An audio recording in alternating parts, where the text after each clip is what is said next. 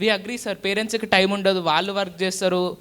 ఎంత వర్క్ చేసినా కానీ పిల్లల కోసమే వర్క్ చేస్తారు కదా సార్. వీళ్ళు పిల్లలకి ఫీజు కట్టాలి, పిల్లలకి ఇది చేయాలి అది చేయాలని మా గురించి ఆలోచిస్తూనే వర్క్ చేస్తారు. పిల్లల కోసం చేయాలి చేయాలి చేయాలి అనుకుంటూ పిల్లల్ని పట్టించుకోవడం మానేస్తే వాళ్ళు ఏం చేస్తారు సార్? ఇప్పుడు సపోజ్ అంత బిజీగా ఉండి, అంత వర్క్ ప్రెషర్ ఉండి, చాలా ఎక్కువ ప్రెషర్ ఉంది మాకు, మేము పట్టించుకోలేము, టైం లేదు అని ఒకవేళ వాళ్ళు అనుకుంటే అట్లీస్ట్ ఆయనని వేరే కోచింగ్ అన్నా లేకపోతే సమ్ స్పోర్ట్స్ అకాడమీ అన్నా ఎక్కడో చోటకు పంపిస్తే ఒక స్కిల్ నేర్చుకొని బాగుపడే అవకాశం ఉంది కదా సార్. ఇంట్లో అట్లా పడేస్తే ఫోన్ ముంగట ఉంటే ఫోన్ పట్టుకోకుండా చదువుకుంటారని గ్యారంటీ ఏముంది సార్? True dear.